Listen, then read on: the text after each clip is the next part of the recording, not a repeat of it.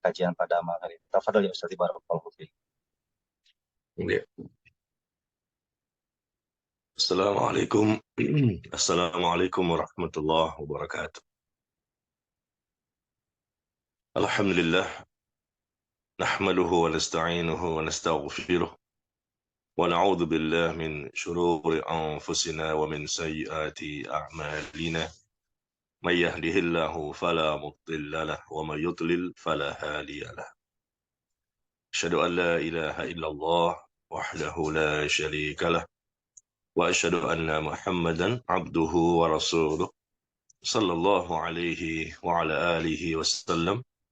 يا أيها الذين آمنوا اتقوا الله حق تقاته ولا تموتن إلا وأنتم مسلمون أما بعد. Jemaah sekalian, Bapak Ibu, ikhwan dan akhwat yang berbahagia, kita mulai dengan kalimat syukur kepada Allah Tabaraka wa Ta'ala. Di malam hari ini kembali kita dapat melakukan atau mengamalkan salah satu kewajiban yang Allah perintahkan kepada kita, yaitu kewajiban menuntut ilmu yang merupakan kewajiban seumur hidup sampai mati. Alhamdulillah, Allah masih berikan kesempatan kepada kita untuk melakukan kewajiban ini, dan semoga kita berharap apa yang kita lakukan Allah catat sebagai amal saleh yang dapat memperberat timbangan kebaikan kita nanti pada hari kiamat. Pada kesempatan kali ini, kita akan melanjutkan pembahasan kita dari buku yang berjudul 50 sebab terhindar dari siksa kubur. Ya, 50 sebab terhindar dari siksa kubur, suatu permasalahan yang sangat penting dan hendaknya diketahui oleh setiap muslim dan muslimah. Karena kita tahu bahwa kehidupan akan berakhir, yang muda mati, yang tua pun juga akan mati, yang kaya mati, yang miskin juga akan mati. Dan kita persiapkan bekal sebanyak mungkin agar kita bisa terhindar dari siksa kubur. Di mana Nabi mengatakan, Al-qabru awwalu manazil akhirah. Kubur itu merupakan tempat pertama kali kehidupan alam akhirat. Barang siapa yang selamat di kubur, maka dimudahkan fase akhirat berikutnya. Dan barang siapa yang tidak selamat di kubur, maka berat dan sulit baginya melalui fase kehidupan alam akhirat berikutnya. Baik, jemaah sekalian, kita sudah selesaikan kemarin pembahasan sebelumnya ya, di sebab yang ke-40. Berarti di malam hari ini kita masuk sebab yang ke-41 dan 42. Mudah-mudahan kita bisa membahasnya dan Allah mudahkan urusan kita. Silakan bagi jamaah yang sudah memiliki bukunya, buka di halaman 103. Di halaman 103 ya. Sebab yang ke-41. Sebab ke-41, seseorang itu terhindar dari siksa kubur, yaitu tidak berpaling dari mengingat Allah. Tidak berpaling dari mengingat Allah. Jadi selama hidup di dunia, dia banyak berzikir kepada Allah, banyak mengingat Allah, banyak menyebut nama Allah. Ya. Dalam kehidupannya, pagi, siang, sore, dan malam. Ya, banyak berzikir kepada Allah, menjadikan orang tersebut tentunya melakukan, melaksanakan, dan mengamalkan segala macam perintahnya, dan menjauhi segala larangannya. Tetapi lawan dari orang yang banyak ingat kepada Allah, tentunya orang yang berpaling. Berpaling dari Allah. Berpaling dari hukum-hukum yang Allah tetapkan, dan berpaling juga dari segala permasalahan yang mesti dipahami dan diamalkan oleh setiap muslim dan muslimah. Na'udzubillah. Dan di sini kita lihat Allah berfirman di surah As-Saff, ya. Di surah As-Saff, surah ke-61 ayat yang kelima. Falamma zaghu azaghallahu qulubahum. Maka tatkala mereka berpaling, kata Allah, tatkala mereka berpaling, manusia itu berpaling dari kebenaran, maka Allah pun akan memalingkan hati mereka. Allah tidak pernah zalim kepada hambanya. Tetapi justru manusia, ketika mereka duluan berpaling dari kebenaran, maka Allah pun akan memalingkan hati mereka, sehingga mereka tersesat dan menyimpang. Dan kemudian juga disebutkan di surat Toha.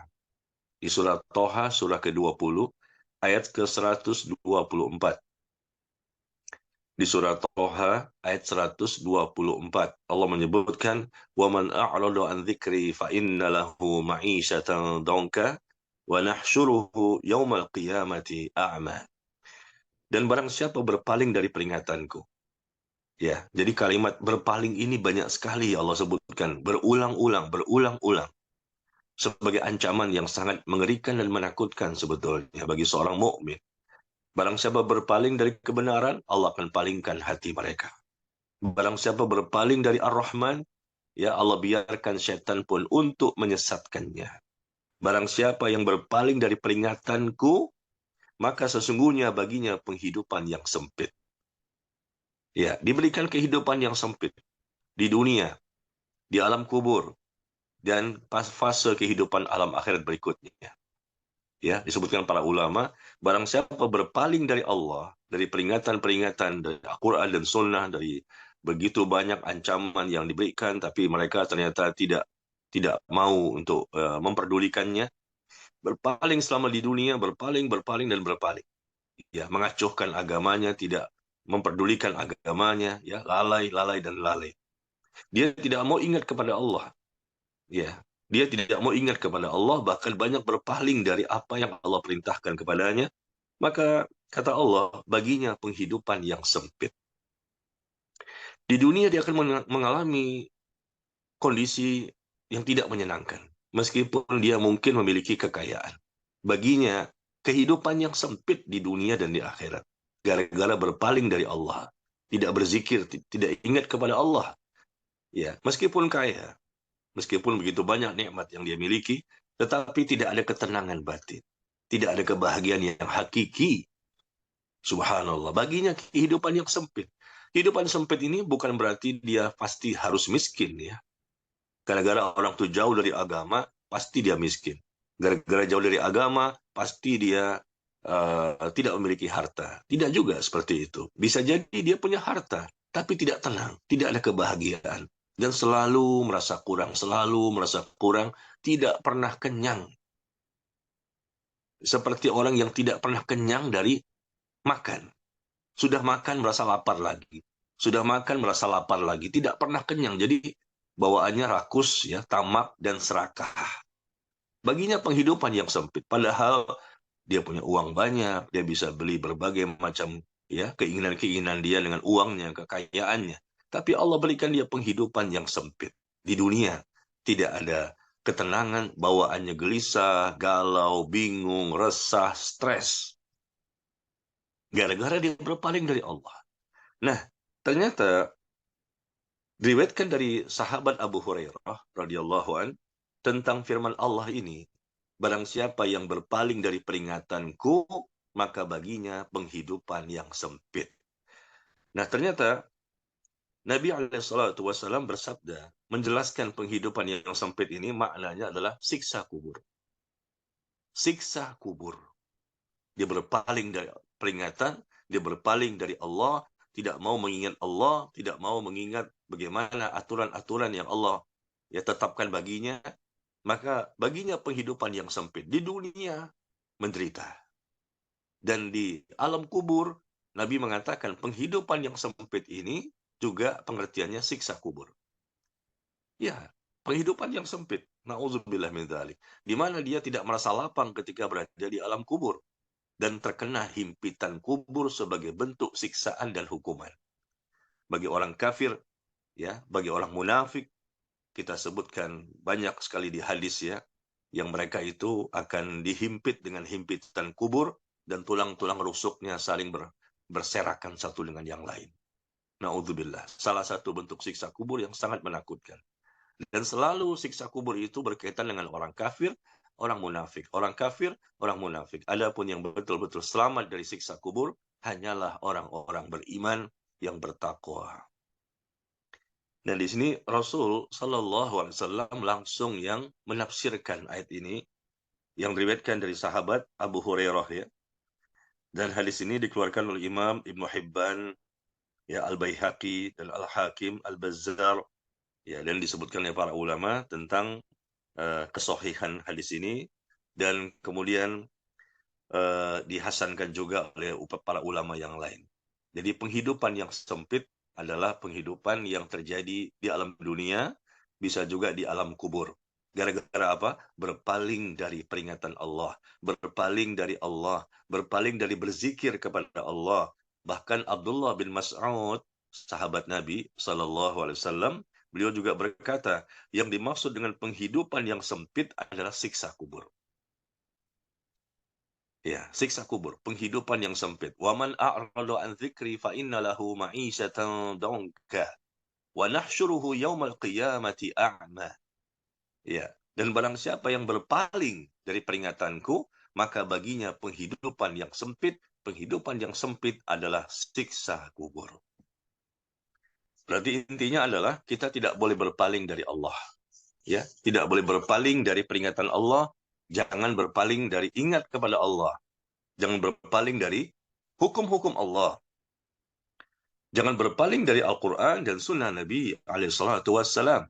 Siapapun yang tidak mau berzikir kepada Allah, siapapun yang tidak mau mengingat Allah, siapapun yang tidak mau ya untuk merujuk kepada apa yang Allah perintahkan kepada kita, maka peluang yang sangat besar orang tersebut ya mendapatkan siksa kubur, penghidupan yang sempit. Ada orang yang dia jauh dari agama, betul-betul dia miskin. Ada orang jauh dari agama, penghidupan dia ya miskin harta barangkali, atau mungkin banyak sekali masalah yang dihadapi. Banyak masalah yang menjadikan dia stres. Di dunia saja ketahuan. Itu salah satu bentuk hukuman. Ada contoh ya 15 hukuman Allah di dunia ini. Allah menghukum hambanya di dunia itu banyak sekali contohnya. Salah satunya dijadikan hatinya sempit. Dadanya sesak dan sempit. Tidak lapang. Ya, Allah menginginkan dia tidak mendapatkan hidayah. Na'udzubillah. Kehidupannya sempit. Kaya raya, rumahnya megah, mobilnya mewah, dia bisa beli macam-macam barang yang dia inginkan, tapi kehidupannya sempit. Karena lapangnya, bahagianya, nikmatnya hidup di dunia itu adanya di hati. Nah, ketika hati sudah sempit, hati sesak, hati beban, tidak nyaman, bagaimana mungkin dia akan bahagia? Itu baru di dunia, gara-gara berpaling dari Allah Tabaraka wa Ta'ala. Maka ini juga yang kita dapatkan penjelasan Allah di ayat yang lain, jemaah sekalian. Lihat bagaimana Nabi Yunus. Nabi Yunus alaihissalam, beliau pernah ya mendapatkan ujian dari Allah, ya, di mana dikatakan bahwa beliau berada di perut ikan. Ya, pernah berada di perut ikan, dan kemudian pada waktu itu singkat cerita, beliau pun berdoa kepada Allah, dan dengan doanya itu akhirnya Allah selamatkan beliau. Nabi Yunus mendapatkan ujian demikian. Kita lihat di surah Al-Anbiya, surah ke-21 ayat ke-87 dan 88. Maka Nabi Yunus berdoa dalam keadaan sangat gelap. Dia berada dalam perut ikan. Ya, tidak ada Tuhan selain Engkau ya Allah. La ilaha illa anta subhanak inni kuntu minaz zalimin. Itu ucapan beliau ketika berada di perut ikan. Nah, apa yang terjadi? Maka kami kabulkan doanya, kata Allah, dan kami selamatkan dia dari kedukaan, dan demikianlah kami menyelamatkan orang-orang yang beriman. Nabi Yunus minta tolong kepada Allah, ya berada di perut ikan dalam suasana yang sangat gelap. Berada di perut ikan ini ya otomatis dimakan oleh ikan, dia akan mati. Tapi dia berdoa kepada Allah minta diselamatkan. La ilaha illa anta subhanak inni kuntu minaz zalimin. Maka kemudian diselamatkan. Nah, kita pengen tahu dengan sebab apakah dia diselamatkan oleh Allah. Seorang nabi diselamatkan oleh Allah. Ini berkaitan dengan apa? Pembahasan kita ya. Maka Allah sebutkan di surah As-Saffat. Di surah As-Saffat surah ke-37 ayat 143 dan 144. Kata Allah tabaraka wa taala, "Falaula annahu kana minal musabbihin." Maka kalau sekiranya dia tidak termasuk orang-orang yang banyak mengingat Allah, kalau seandainya Nabi Yunus tidak termasuk orang-orang yang banyak ingat kepada Allah, niscaya dia akan tetap tinggal di perut ikan itu sampai hari berbangkit. Kalau Nabi Yunus ya termasuk orang yang tidak banyak ingat kepada Allah, Allah biarkan dia dalam perut ikan itu sampai hari berbangkit. Tapi ternyata beliau banyak ingat kepada Allah, tidak berpaling dari Allah. Maka Allah selamatkan. Jadi pembahasan kita kan tadi, ya, sebab terhindar dari siksa kubur karena tidak berpaling dari ingat kepada Allah. Kalau kita ingat kepada Allah dalam lapang maupun sempit, nanti Allah bantu kita.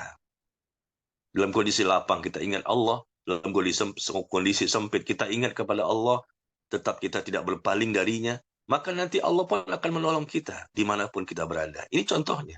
Bukan di alam kubur saja. Di dunia pun, lihat Nabi Yunus pun diselamatkan oleh Allah. Ya, dalam perut ikan, dan Allah sebutkan sebabnya. Ini yang menarik. Karena sesuai dengan pembahasan kita. Ternyata di surah As-Saffat ini, kalau seandainya Nabi Yunus tidak termasuk orang-orang yang banyak ingat kepada Allah, ya, nggak termasuk orang-orang yang banyak ingat kepada Allah, misalnya dia pun akan tetap tinggal di perut ikan itu sampai hari berbangkit. Tapi karena dia banyak ingat kepada Allah, akhirnya dia diselamatkan, dan dengan sebab itu juga seorang hamba banyak ingat kepada Allah, akhirnya dia selamatkan juga nanti di alam kubur. Dia dihindarkan dari siksa kubur. Ya, maka Nabi SAW bersabda, "Thalathatun la yuraddullahu du'aahum. Adzakirullaha katsira." Ada 3 manusia yang doa mereka tidak akan ditolak. Doa mereka tidak akan ditolak. Ada 3 manusia. Pertama, doanya orang yang banyak mengingat Allah. Doanya orang yang dizolimi, dan doanya imam pemimpin kaum muslimin yang adil. Sekali lagi, tiga golongan manusia yang doa mereka tidak akan ditolak, yaitu doanya orang yang banyak mengingat Allah, orang yang dizolimi, dan doa imam pemimpin kaum muslimin yang adil. Nah, disebutkan di sini doanya orang yang banyak ingat kepada Allah. Karena Nabi Yunus banyak ingat kepada Allah, banyak ingat kepada Allah. Nah, pada waktu adanya kondisi seperti itu, dia dimakan oleh ikan, berada di perut ikan, kondisi gelap, karena sebelumnya dia banyak ingat kepada Allah, maka ketika dia berdoa, la ilaha illa anta subhanak, inni kuntu minaz zalimin, ya, maka Allah selamatkan dia dengan sebab karena dia termasuk orang yang banyak ingat kepada Allah. Begitu juga orang yang banyak ingat kepada Allah, nanti diselamatkan di alam kuburnya. Tapi kalau berpaling, nah, ini yang berat. Ya, kalau berpaling maka tentunya dia bisa jadi mendapatkan siksa kubur. Coba kita lihat jamaah sekalian, contoh-contoh yang lain ya, yang Allah sebutkan dalam Al-Quran. Tadi Nabi Yunus, jelas-jelas Allah sebutkan itu, dengan sebab banyak ingat kepada Allah. Artinya dia taat. Artinya dia jauhi dosa dan kemaksiatan, banyak sekali amal kebaikan, ya, dan seterusnya. Nah, kemudian contoh yang lain siapa? Contoh yang lain adalah Nabi Ayub. Ya, Nabi Ayub ternyata mendapatkan ujian, ditimpa penyakit selama 18 tahun, dan dia pun berdoa kepada Allah, dan Allah pun mengabulkan doanya. Nah, kita lihat apa sebabnya Allah mengabulkan doanya Nabi Ayub. Ya, ternyata dia adalah orang-orang yang termasuk orang-orang yang banyak mengingat Allah selama hidupnya. Sebelum terjadinya ujian tersebut, dia termasuk orang yang sabar, orang yang banyak ingat kepada Allah, akhirnya Allah pun menyelamatkannya. Begitu juga ketika kita lihat Nabi Zakaria. Nabi Zakaria, ya, ketika dia berdoa kepada Allah, menginginkan adanya seorang anak. Ya, dia banyak ingat kepada Allah, sering berdoa di mihrabnya, sering ibadah kepada Allah. Begitu dia berdoa, akhirnya Allah kabulkan doanya. Karena dia banyak ingat kepada Allah. Begitu juga dengan yang lain. Semuanya sama, semua Nabi dan Rasul ini mendapatkan pertolongan dari Allah dengan sebab banyaknya mereka mengingat Allah. Dan manusia yang paling banyak ingat kepada Allah tentunya para Nabi dan Rasul. Nah, ini pelajaran buat kita bahwa kisah-kisah yang menarik dalam Al-Quran yang Allah sebutkan, di mana Allah menyelamatkan dan menolong para Nabi dan Rasul, intinya disebutkan oleh ayat 1, ayat kedua, ayat ketiga, dan seterusnya, karena mereka sebelum terjadinya ujian itu, sebelum terjadinya musibah yang menimpa mereka, termasuk orang yang banyak ingat kepada Allah dan tidak berpaling dari mengingat Allah. Sehingga di dunia jelas dibantu, ditolong, begitu juga nanti di alam akhirat. Ya. Makanya Al-Imam Ibnul Qayyim rahimahullah mengatakan, penghidupan yang sempit bagi orang yang berpaling dari peringatanku, dia akan mendapatkan penghidupan yang sempit. Kehidupan sempit ini tidak diragukan, kata beliau, maknanya adalah dia mendapatkan siksa kubur.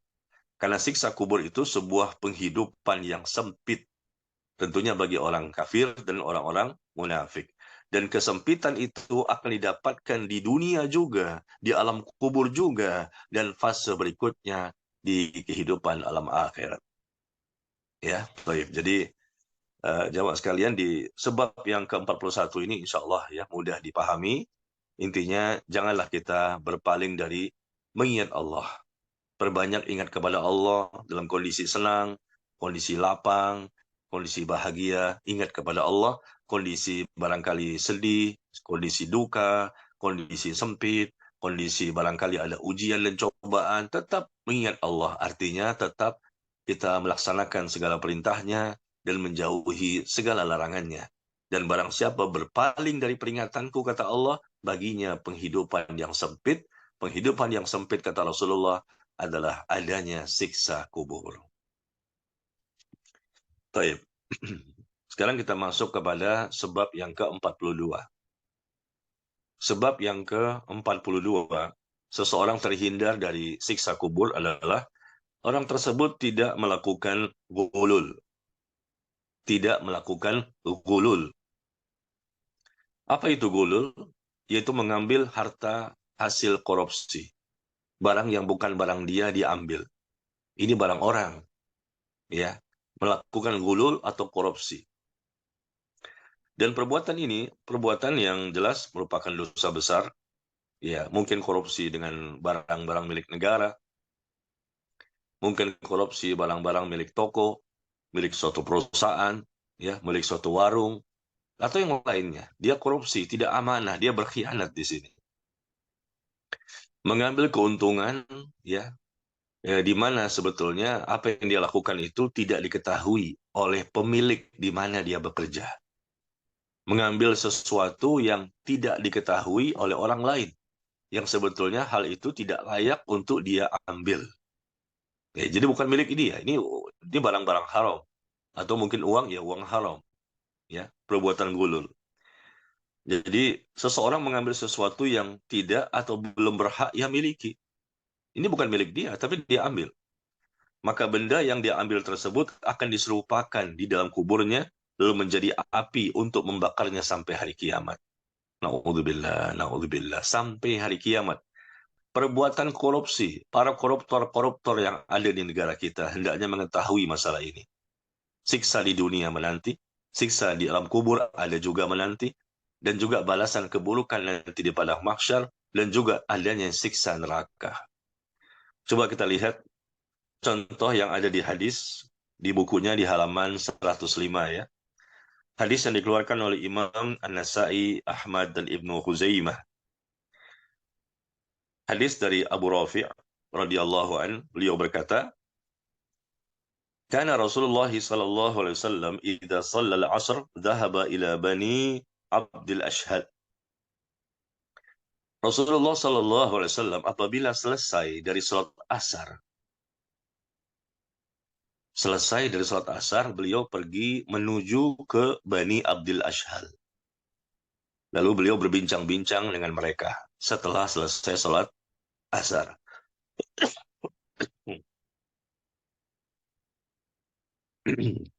Beliau berbincang-bincang dengan mereka sampai tergelincir matahari mendekati waktu maghrib.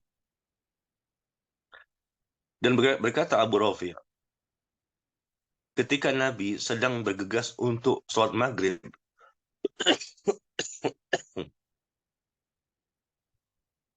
ya maaf ya, sebentar ya. Baik, Ustaz.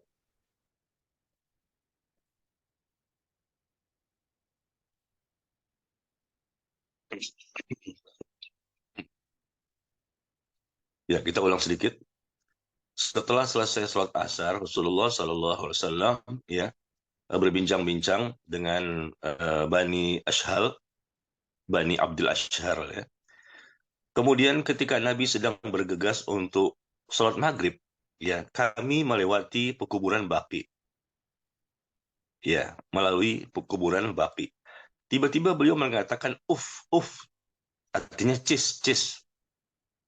Ya, beliau mengucapkan kalimat seperti itu. Kemudian beliau mengucapkan takbir di sampingku dan aku memperlambat langkah. Dan aku mengira bahwa beliau mengucapkannya itu kepadaku. Ya, Abu Rafiq mengatakan jangan-jangan ucapan itu untukku, cis. Ya gitu ya. Ya. Lalu Nabi SAW bersabda, kamu kenapa? Teruslah berjalan. Maka aku berkata, bukankah engkau mengatakan tadi sesuatu kepadaku? Cis, cis gitu ya. Kata Nabi SAW, apakah itu? Engkau tadi mengatakan atau cis kepadaku. Beliau mengatakan tidak. Tetapi ucapan itu aku tujukan kepada si Fulan yang pernah aku utus ke Bani Fulan untuk mengambil harta zakat. Perhatikan, Rasul mengutus seseorang untuk mengambil harta zakat. Lalu dia gulul. Nah, dia korupsi. Dia mengambil sebuah namirah, kain wol bercorak. Maka sekarang, ingat kalimatnya, maka sekarang telah dibuatkan untuknya yang semisalnya dari api. Na'udzubillah, na'udzubillah. Sekarang, al-an, Rasul mengatakan sekarang, karena kondisi orang itu sedang berada di alam kubur. Nabi melewati kuburan dan beliau merasakan sesuatu dengan izin Allah. Dan beliau diinformasikan, orang itu sedang mendapatkan siksa kubur. Dan penyebabnya pun diberitahu kepada Nabi SAW. Ternyata Rasul pernah mengutus dia mendatangi suatu kaum untuk mengambil harta zakat. Kemudian dia korupsi. Dia gulul. Tidak menyetorkan apa adanya, tapi ada barang yang diambil untuk pribadinya. Nah, ini banyak terjadi ini di masyarakat ini. Na'udzubillah, na'udzubillah. Yang mesti disetorkan mungkin 1 miliar, ternyata diambil berapa persen untuk dirinya. Tidak dilaporkan semuanya. Petugas ini. Ini kan masalah zakat. Di zaman sekarang juga ada petugas-petugas yang diamanahkan untuk mengambil harta kaum muslimin. Di negara ini mereka sudah diambil sumpahnya atas nama Allah. Ya, di sini contohnya dia mengambil harta zakat, nggak boleh diambil. Berapa yang dia ambil, serahkan ke Baitul Mal. Serahkan ke Baitul Mal. Dia sudah dapat bagian dia. Jangan diambil persentase-persentase, apalagi kong kali kong. Ya, kong kali kong seharusnya zakat itu dikeluarkan 1 miliar, tapi mereka kerjasama, akhirnya zakat cuma keluar 200 juta saja. Bisa saja nanti buat kamu 100, laporan ke negara 200, jadi totalnya cuma 300. Seharusnya berapa? 1 miliar. Akhirnya cuma bayar 200, buat yang nagih tadi dikasih 100 juta. Ya, berarti kan dia untung 700 juta, aman. Ini korupsi. Ya, petugas ini ya kita nggak enak lah sebutkan satu persatu. Intinya di mana saja terjadi. Bukan saja di instansi pemerintah lah, mungkin petugas ini dan itu, tapi mungkin di warung-warung kecil sebagai pegawai dia di situ nggak amanah juga. Di toko barangkali, di ruko-ruko, di suatu perusahaan PT, CV. Ya, ternyata dia cuma mengambil sebuah kain wol bercorak. Ya, maka sekarang kata Rasulullah, ingat kalimatnya sekarang. Rasul menggambarkan orang itu sekarang ini berada di mana dia? Di alam kubur. Sekarang telah dibuatkan untuknya yang semisalnya dari api. Ya. Jadi benda yang diambil untuk korupsi itu apa? Ini kan contohnya kain kain wol ya, mungkin juga uang ataupun yang lain misalnya. Benda yang diambil tersebut akan diserupakan di dalam kuburnya lalu menjadi api untuk membakarnya sampai hari kiamat. Ya Allah. Sekarang kalau kita lihat penjara penuh ya, sampai-sampai nggak muat penjara itu. Pemerintah harus memperbanyak lagi penjara. Kenapa? Tingkat korupsi luar biasa dari Sabang sampai Merauke. Salah satu kejahatan yang dianggap lumrah, dianggap tuh satu hal yang bukan kejahatan. Justru aneh kalau orang nggak korupsi. Dan kalau nggak korupsi dibenci oleh teman-temannya yang lain. Ada manipulasi data, masukin data sebetulnya nggak ada kerjaan, nggak ada proyek sebetulnya. Masukin aja data. Kenapa? Begitu data masuk, uang keluar. Begitu uang keluar, sebetulnya nggak ada proyek. Langsung bagi-bagi dari meja ke meja, pakai amplop-amplop yang ada. Terjadi juga seperti itu. Atau terkadang di markup. Sebetulnya proyek ini dibutuhkan ya mungkin 1 miliar. Tiba-tiba menjadi 10 miliar. Di markup, itu korupsi juga. Kadang-kadang 1 miliar itu diambil persentase untuk mereka, atau mungkin sebenarnya 1 miliar, tapi ditambahkan, di markup, dilebihkan jadi 10 miliar. Banyak sekali keuntungan itu, dan itu kita ketahui jemaah sekalian. Di mana-mana, instansi pemerintah maupun swasta, besar maupun kecil. Ini masalah yang salah satu ya, masalah yang paling harus kita sampaikan kepada mereka agar tumbuh rasa takut kepada Allah. Bagaimana nanti ancaman-ancaman ini akan terbukti di dunia sebetulnya ada. Nggak berkah hidupnya, uang panas, ya, harta panas. Dan di alam kubur mereka mendapatkan siksa. Meskipun mereka haji berkali-kali, umroh berkali-kali, tapi tidak bertaubat dari perbuatannya. Kalau bertaubat gimana caranya? Ya bertobat tentunya dia bertobat kepada Allah, dia minta ampun, dan kembalikan uangnya itu ke negara. Kembalikan uang itu ke perusahaan. Ada nggak dikembalikan? Tidak. Kecuali kalau ditangkap, baru dikembalikan. Itu pun mungkin nggak semuanya dikembalikan. Berapa triliun yang sudah diambil. Yang dikembalikan cuma berapa. Kemudian di penjara. Di penjara cuma 5 tahun. Sebentar. Keluar 5 tahun, keluar uang yang tadi diambil itu masih ada, masih utuh. Masih banyak. Dan itu bisa untuk 7 turunan. Iya. Kita lihat di sini, dia mengambil kain wol. Berapalah kain wol bercorak itu ya? Apakah itu berharga? Oke lah itu berharga. Cuman kain wol bercorak diambil itu sebagai uang atau harta zakat. Maka sekarang telah dibuatkan untuknya yang semisalnya dari api. Nauzubillah, berarti orang tersebut mendapatkan siksa kubur. Bagaimana kalau kondisi orang itu mengambil uang negara, uang rakyat, yang jumlahnya jutaan, bahkan ratusan juta, bahkan miliaran rupiah, dengan berbagai macam cara mereka mendapatkannya. Cuman kain wol saja seperti itu siksa kuburnya. Bagaimana dengan kejahatan yang sebetulnya itu bukan berkaitan dengan satu orang ya. Uang negara berarti uang rakyat. Berarti dia menzolimi ratusan juta orang. Kita berbuat dosa dengan satu orang saja, ini sudah berat nanti di akhirat. Zolim dengan satu orang, ini sudah berat nanti di alam kubur. Sedangkan orang yang korupsi, uang negara, uang rakyat, gulul, ya, ini kan bukan uang pribadi, uang negara, uang rakyat. Berapa jumlah rakyat? 200 juta, 250 juta, 300 juta. Berarti dia berbuat zolim sama 300 juta orang. Gimana itu siksa kuburnya? Na'udzubillah min dzalik. Dan kemudian kita lihat lagi peristiwa yang lain. Abu Hurairah radhiyallahu an berkata bahwasanya Mid'am terbunuh pada perang Khaybar. Kalau tadi kan masalah harta korupsi, harta zakat yang tidak diserahkan semuanya. Nah sekarang pada waktu peperangan ternyata juga terjadi. Ketika itu Mid'am terbunuh pada perang Khaybar. Maka orang-orang pun berkata, berbahagialah surga untuknya. Oh, orang perang, jihad, fisabilillah, ya, berbahagialah surga untuknya, berbahagialah surga untuknya.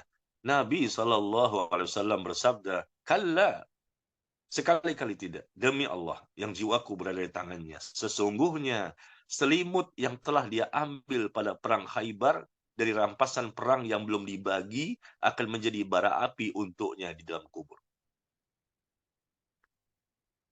Ini ketika perang. Ketika perang, menang, ada apa? Ghanimah, harta rampasan perang.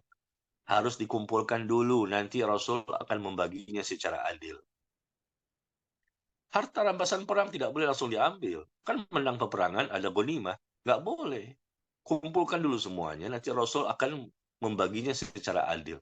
Nah, ternyata di sini Mid'am dia terbunuh pada perang Khaybar.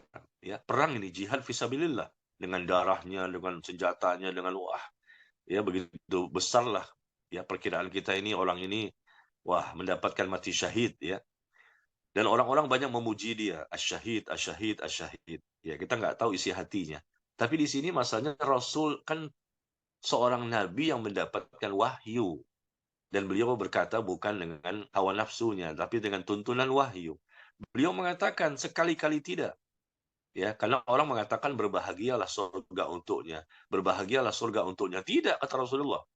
Sesungguhnya selimut. Lihat, apa yang diambil? Selimut. Yang tadi kain wol. Ketika mengambil harta zakat. Sekarang harta gonimah. Harta rampasan perang berupa selimut. Sesungguhnya selimut yang telah dia ambil pada perang Khaybar, ya, dari rampasan perang yang belum dibagi akan menjadi bara api untuknya di dalam kubur. Na'udzubillah, menjadi bara api. Dibakar dia. Ternyata orang yang koruptor-koruptor itu akan dibakar. Barang yang dia ambil waktu di dunia akan diserupakan dan menjadi api baginya nanti di alam kubur. Rasul yang bersabda, ya bukan saya yang mengatakan ini. Ya, hadis yang kedua ini dikeluarkan oleh Imam Al-Bukhari dan Imam Muslim, Abu Daud, An-Nasai, dan Imam Ibn Hibban. Ya, coba kita lihat contohnya tadi. Apa sih cuman kain wol bercorak, harta zakat. Yang kedua hanya selimut. Selimut yang diambil sebagai harta rampasan perang ketika perang Khaybar. Berapa harga selimut? Berapa harta kain wol tadi? Coba bandingkan dengan koruptor-koruptor yang ada di zaman sekarang. Berapa triliun? Berapa miliar? Berapa ratus juta? Berapa puluh juta? Tentunya lebih besar dibandingkan selimut. Berapa sih harga selimut? Tapi dengan selimut ini dia ambil, nggak boleh. Nggak amanah, berarti dia berkhianat. Dia perang, meninggal dunia, kata orang mati syahid. Enggak. Dia mendapatkan siksa. Tidak tergolong orang yang mati syahid, yang layak untuk mendapatkan keselamatan dari siksa kubur.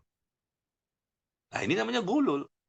Ya, mengambil harta yang bukan haknya pada waktu perang, pada waktu mengurus harta zakat. Ya, sama seperti di zaman sekarang kan. Diamanahkan suatu pekerjaan oleh pimpinan, dia udah digaji untuk mengerjakan pekerjaan itu. Dia bagian pembelian, dia bagian penjualan, ya. Dia juga bermain di situ persentase untuk pribadinya masuk kantong pribadi. Perusahaan tidak tahu, lama-lama tahu juga, diberhentikan. Atau mungkin tangkap polisi selesai, masuk sel, setelah itu keluar lagi, hasil keuntungan yang lalu tuh masih banyak tersimpan. Dan dia pun tidak bertobat. Kalau bertobat, ya tentunya diampuni. Insya Allah tidak mendapatkan siksa kubur. Ya bentuk tobatnya bagaimana? Ya dia bertobat minta ampun kepada Allah, ya kemudian dia minta maaf ya kepada yang punya barang karena dia telah mengambil barang orang lain. Nah, kalau barang negara, milik negara, balikin ke negara, minta maaf dia secara terbuka kepada masyarakat Indonesia. Dan kemudian dia kembalikan semua barang-barang itu. Tidak ada satupun yang tersisa di rumahnya, atau di bank sana, atau di mana. Insya Allah, dosanya akan diampuni. Orang dosa syirik yang merupakan dosa besar yang paling besar saja diampuni. Apalagi cuma dosa korupsi di bawah itu kan. Tapi jadi masalah adalah, ternyata tidak sedikit kita lihat yang korupsi pun tidak bertaubat. Ya, kemudian dia berkorupsi lagi. Atau banyak juga ternyata, masih banyak yang belum ketahuan, belum tertangkap OTT oleh KPK. Yang sudah ditangkap banyak, yang belum ditangkap masih banyak. Dan ini sebagai apa ya? Sebagai sistem kalau kita lihat di mana-mana seperti ini. Kalau nggak korupsi, sogok, suap, korupsi, sogok, suap, manipulasi data, ya buat fiktif, tanda tangan palsu, minta cek kosong, minta nota kosong. Ya, saya mau beli barang-barang di sini ya, tapi saya minta nota kosong. Wah, nggak bisa, Pak. Ya sudah, kalau nggak bisa, saya beli di warung sebelah. Di sebelah itu bisa kok kasih nota kosong. Nanti saya ngisi sendiri harganya. Atau silakan Anda yang menulis, tapi harganya naikkan ya 3 kali lipat. Berapa keuntungannya? Ya, naudzubillah, naudzubillah. Dan ini nyata ini. Seorang ikhwan yang ngaji dengan saya suruh dia keluar, jangan kerja di situ. Antum akan terganggu nanti. Ya, seberapa berat iman antum, antum memang udah ngaji udah lama, tapi godaan setan itu akan lebih lebih besar pengaruhnya pada diri antum. Dia kelihatannya idealis sekali, ngaji dengan saya bertahun-tahun, dan itu ketika masih kuliah. Ya, begitu selesai kuliah, dia pun bekerja di suatu instansi pemerintah. Dan dia mengatakan, Pak Ustadz, aduh, di tempat saya ini, saya diajak sama teman-teman untuk melakukan kejahatan. Masukin data, manipulasi data, seakan-akan ada kerjaan, padahal tidak ada kerjaan. Saya katakan, saya nggak mau. Akhirnya dia dibenci oleh teman-teman yang ada di kantor. Dan dia pun dipanggil oleh pimpinannya. Sini, saya ajarkan kamu nakal ya. Karena kalau ada satu orang yang bersih, bahaya ini. Nanti kita dibongkar semua. Maka dijadikanlah si ikhwan ini juga kotor. Mau nerima duit. Sehingga dia pun akan tutup mulut. Diajarkan sama pimpinan. Dia cerita kepada saya. Di mana Ustadz ya? Antum keluar. Keluar, keluar. Ya, lama-lama nanti antum akan terpikat. Rupanya dia dikasih amplop. Sekali, dua kali amplop. Di dalam amplop tuh ada duitnya. Bagi-bagi dari meja ke meja. Lama-lama dia masukin data. Akhirnya sampai hari ini tidak lagi ngaji sunnah. Hilang. Yang awalnya idealis berjenggot. Tidak isbal. Tapi fitnah dunia. Saya katakan keluar, keluar antum. Jangan di situ. Bahaya itu. Ya, tapi memang godaan luar biasa. Ya, karena duit itu hingga akhirnya dia masih tetap di situ. Naudzubillah. Nah, demikian jemaah sekalian. Mudah-mudahan apa yang kita bahas ini sampai ya kepada para pelaku-pelaku korupsi dimanapun mereka berada, bahwa mereka nanti akan mendapatkan siksa kubur dengan izin Allah tentunya kalau mereka tidak bertaubat. Ya, jika Allah tidak berkehendak untuk memberikan ampunan kepada mereka, maka siksa kubur menanti, dan siksa di dunia juga mereka akan dapatkan tentunya. Tidak ada ketenangan, tidak ada keberkahan. Bahkan nanti ketika dibangkitkan dari kuburnya. Nah, ini bentuk yang lain ya. Tadi bahasanya siksa kubur. Ketika dibangkitkan dari kuburnya dan dikumpulkan di padang mahsyar. Apa yang terjadi? Allah sebutkan di surah Ali Imran, ayat 161. Di surah Ali Imran ayat 161, Allah menyatakan bahwa tidak mungkin seorang nabi itu berkhianat dalam urusan harta rampasan perang. Barang siapa yang telah berkhianat dalam urusan rampasan perang, dia gulul, dia korupsi, lihat apa ancamannya? Barang siapa yang gulul, korupsi dalam urusan harta rampasan perang, maka nanti pada hari kiamat, ketika dibangkitkan dari kuburnya, dia akan datang membawa apa yang dia khianatkannya itu. Allah takdirkan dia membawa barang yang dia berkhianat atasnya. Kemudian tiap-tiap diri pun akan diberikan pembalasan tentang apa yang dia kerjakan dengan pembalasan setimpal, sedang mereka tidak dianiaya sedikit pun. Ini Allah jelaskan di surah Ali Imran 161. Jadi balasan tadi siksa kubur, nanti ketika terjadinya hari kiamat, dibangkitkan di padang mahsyar, ternyata kalau memang dia berkhianat, tidak amanah dengan pekerjaan yang dia miliki, yang sudah digaji sebetulnya, ya, dan di sini memang disebutkan urusan rampasan perang. Tapi sebetulnya pengkhianatan itu banyak jenisnya ya. Nah, jadi termasuk gulul. Maka dia akan datang nanti pada hari kiamat membawa apa yang dia khianatkan itu. Dengan izin Allah dia membawa duitnya atau membawa barang yang lain. Apa saja korupsi-korupsi yang dia lakukan selama di dunia. Dia akan dihinakan di situ. Akan dinistakan ketika di padang mahsyar. Jadi orang semua bisa melihat. Kok dibangkitkan di padang mahsyar membawa barang-barang. Ya, barang-barang itu barang-barang yang dia korupsi selama di dunia. Ya, naudzubillah min dzalik. Makanya Nabi SAW bersabda, "Man faraqar ruhul jasad." Barang siapa yang ruhnya meninggalkan jasadnya ketika dicabut nyawa oleh malaikat maut, ruh itu meninggalkan jasad. Barang siapa yang ruhnya meninggalkan jasadnya sedangkan ia terbebas dari 3 perkara, maka dia masuk surga. Ia akan masuk surga. Pertama, terbebas dari al-ghulul. Ya, terbebas dari 3 perkara, dia akan masuk surga. Pertama, terbebas dari al-ghulul, mencuri harta rampasan perang sebelum dibagi. Atau korupsi juga seperti itu, mengambil harta milik orang lain. Yang kedua, dia terbebas dari hutang. Yang ketiga, terbebas dari kesombongan. 3 jenis ya yang Rasul sebutkan tadi, dia terbebas dari 3 perkara, dia akan masuk surga. Ya, pertama, terbebas dari korupsi, al-ghulul. Yang kedua, terbebas dari hutang. Yang ketiga, terbebas dari kesombongan. Tapi kalau salah satunya ada atau tiga-tiganya ada, korupsi juga ada, ya hutang juga ada yang belum dia lunasi, kemudian kesombongan juga ada. Nah, tentunya besar peluang baginya untuk mendapatkan siksa neraka. Naudzubillah, naudzubillah. Ya, demikian jemaah sekalian, ini yang bisa saya sampaikan dalam waktu yang sangat singkat. 2 poin saja yang kita bahas di malam hari ini. Sebab yang ke-41 dan sebab yang ke-42.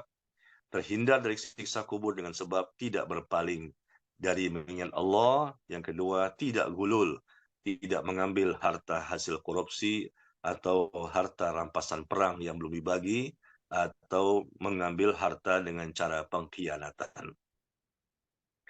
Ya, silakan barangkali jamaah yang mendengarkan kajian ini, kalau ingin bertanya, tafadhalu. Baik, Masya Allah, syukur jazakallah khairan kepada Ustazuna Azmi Barakah Hafizahullah Ta'ala. Baik, jemaah sekalian rahimani wa rahimakumullah. Alhamdulillah kita sudah memasuki sesi kedua, ya ini sesi tanya jawab bagi jemaah yang bertanya. Kami silakan boleh bertanya secara langsung dengan cara mengklik tombol raise hand pada aplikasi Zoom Meeting ini agar dapat bertanya secara interaktif, ataupun juga dapat disampaikan melalui chat box di Zoom Meeting. Alhamdulillah sudah ada satu penanya, yakni Abi Yahya. Kami persilahkan untuk Abi Yahya.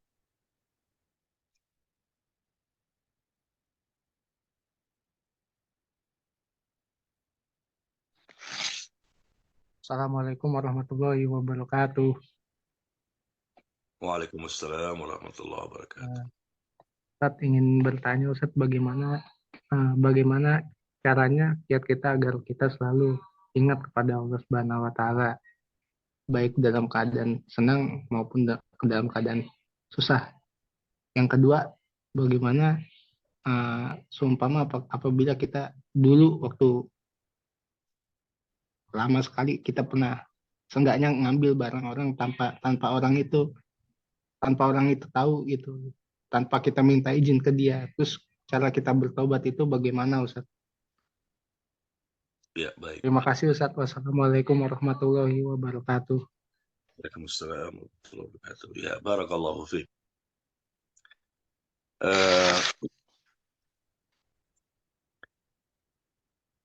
Iya, jamaah sekalian, yang perlu kita lakukan agar selalu ingat kepada Allah dalam kondisi lapang maupun sempit, tentunya kita berdoa kepada Allah. Ya, la haula wala quwata illa billah. Tidak bisa kita menjadi orang yang baik dan benar kecuali jika Allah memberikan pertolongan dan bantuan. Semaksimal apapun usaha kita, apapun kiat-kiat yang kita miliki, sampai 100 kiat, 1000 kiat, jika Allah tidak memberikan pertolongan, ya tidak bisa terjadi bahwa kita ini bisa senantiasa melakukan ketaatan dan kebaikan. Maka langkah pertama adalah agar kita banyak ingat kepada Allah di waktu lapang, waktu kaya, waktu sehat, waktu nikmat. Kita ingat kepada Allah. Di waktu sempit, ada masalah, di waktu miskin, di waktu sakit, di waktu apa saja yang tidak nyaman, tetap juga kita ingat kepada Allah. Bagaimana? Doa. Kita minta kepada Allah, ya, agar Allah jadikan kita termasuk orang yang banyak ingat kepadanya dalam kondisi apapun. Ini langkah pertama. Perbanyak berdoa kepada Allah agar Allah jadikan kita termasuk hambanya yang banyak berzikir, banyak ingat kepadanya. Ya, banyak taat kepadanya dalam kondisi apapun. Dan ini ciri khas orang-orang bertakwa sebetulnya. Bukankah Allah mengatakan di surah Ali Imran? Di surah Ali Imran ayat 13 dan 134, 133 dan 134. Allah mengatakan wasari'u ila maghfiratin min rabbikum wa jannatin 'arduha as-samawati wal ard u'iddat lil muttaqin. Bersegeralah kalian menuju ampunan dari Allah untuk mendapatkan surga dan mendapatkan surga yang luasnya seluas langit dan bumi. Bersegera untuk mendapatkan ampunan dari Allah dan mendapatkan surga yang seluasnya langit dan bumi, yang diperuntukkan bagi orang yang bertakwa. Siapa orang bertakwa itu? Alladzina yunfiquna fis sarra'i wad dharra'i wal kaziminal ghaiz wal 'afina 'anil nas. Orang bertakwa itu orang yang menginfakkan hartanya ketika lapang maupun sempit. Orang yang mudah meredam amarahnya dan mudah memaafkan kesalahan manusia.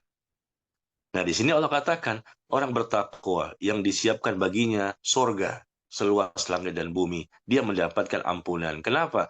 Dia menginfakkan hartanya. Ketika lapang dia berinfak, ketika sempit dia berinfak. Masya Allah. Ya, ini siapa ini? Orang bertakwa. Nggak sembarangan itu. Dia ingat selalu kepada Allah. Jadi pertama doa ya. Yang kedua, bagaimana caranya supaya kita ingat selalu kepada Allah? Ya, kita harus miliki keyakinan yang kuat akan janji-janji Allah. Yakin dengan ya janji-janji Allah itu bahwa Allah akan menjanjikan pahala yang besar. Allah menjanjikan keutamaan, keistimewaan, dan kebaikan-kebaikan yang telah Allah sebutkan dalam Al-Quran atau Rasul sebutkan di hadis. Barang siapa yang banyak ingat kepada Allah, maka seperti ini ganjarannya, seperti inilah pahalanya, seperti inilah keutamaannya. Kan kita harus baca. Biasanya kalau kita mengetahui pahala suatu amalan, biasanya kita akan semakin termotivasi. Biasanya kita akan semakin semangat untuk mengamalkan amalan tersebut. Karena kita tahu ganjarannya itu berupa apa sih di dunia, apalagi nanti di akhirat. Nah, seperti itu. Nah, kadang-kadang kita tahu tentang ganjaran suatu ibadah ya, ibadah ini, amal soleh ini, kita tahu. Tapi kurang keyakinan, kurang yakin, maju mundur, akhirnya susah untuk istiqomah. Agar kita ini bisa banyak mengingat Allah, banyak ingat kepada Allah, lapang maupun sempit. Ketika banyak nikmat ataupun kita mendapatkan ujian dan musibah. Kita harus yakin kepada Allah bahwa janji Allah itu pasti ada. Pasti akan datang kepada kita. Sehingga kita pun tidak mau lepas dari mengingat Allah. Meskipun kondisi kita kondisi yang sangat genting sekali. Bahkan Rasulullah dan para sahabat itu ketika dalam peperangan. Ya, genting sekali. Tetap mereka ingat kepada Allah. Justru itulah menjadi sebab kemenangan. Ingat kepada Allah. Nabi Musa juga demikian ketika dikejar oleh Fir'aun dan sudah sedikit lagi ketemu dengan Nabi Musa dan kaumnya. Maka kaumnya mengatakan kita sudah terkejar. Kita sudah disusul. Dan habis ini kita akan dibunuh oleh Fir'aun dan tentaranya. Kata Nabi Musa, kalla, sekali-kali tidak. Sesungguhnya Allah itu akan memberikan hidayah kepadaku. Nabi Musa menguatkan ya keyakinan kepada kaumnya. Allah tidak akan menyalahi janjinya. Allah akan buktikan janjinya untuk menolong kita. Suasana genting itu justru timbuhkan keyakinan, jangan suuzon. Kondisi sempit seperti itu. Di depan, laut. Di belakang, Fir'aun dan pasukannya. Mau lari kemana? Habis kita semua dibunuh ini. Di depan, lautan. Di belakang, Fir'aun. Habis. Tapi Nabi Musa mengatakan tidak. Sesungguhnya Allah akan buktikan janjinya. Wah, di situ kondisi sempit kan. Tapi dia tetap ingat kepada Allah, tetap yakin, tidak suuzon. Tetap dia berbaik sangka kepada Allah. Itu yang Allah inginkan untuk kita miliki sebetulnya. Sesulit apapun, sesakit apapun, mungkin belum sembuh-sembuh juga, ya. Ada ujian ini tambah lagi, ada ujian ini tambah lagi. Yang kemarin saja belum selesai masalahnya. Ada lagi masalah yang lain. Yang nomor 2 belum selesai, ada lagi masalah yang ketiga. Silih berganti masalah, persoalan, ujian, dan cobaan datang. Tapi bagi orang yang banyak ingat kepada Allah, ya, dalam kondisi lapang maupun sempit, kenapa? Karena dia yakin Allah pasti memberikan pertolongan. Allah pasti akan memberikan bantuan. Dan biasanya kondisi sempit itu menjadikan orang lebih mudah untuk ingat kepada Allah karena butuh bantuan. Justru ketika lapang itulah banyak orang yang lalai. Lagi banyak duit, lagi sehat, ya, lagi nikmat banyak, deposito juga banyak, ya, rumahnya megah, mobilnya mewah. Kondisi lapang ini banyak nikmat, inilah yang biasanya lebih sulit. Banyak orang yang lupa kepada Allah. Lihat saja orang-orang kaya. Umumnya mereka lupa kepada Allah. Orang-orang yang lapang hidupnya. Untuk ngaji susah, tapi untuk menghadiri acara-acara konser musik gampang. Dengan kekayaannya dia bisa beli tiket sampai 10 juta. 6 bulan sebelumnya sudah antri untuk beli tiket. Anda mungkin pernah dengar kemarin ya, ada konser musik apa itu? Coldplay ya. Ya kita bahas juga di sini. Ada konser musik Coldplay di gedung Gelora Bung Karno kemarin di Jakarta. Oh, 70.000 orang. 70.000 orang yang hadir. Konser musik Coldplay. Ya, dari Inggris. Dan mereka orang kafir. Tapi yang beli tiketnya sampai 10 juta, 12 juta, 13 juta, bahkan lebih. Berbulan-bulan mereka antri untuk beli tiket dengan harta kekayaannya. Mereka semakin lupa kepada Allah. Yang diagung-agungkan siapa? Orang kafir. Dengan musik-musiknya. Dan mereka siap berdiri berjam-jam. Maghrib lewat, isya lewat.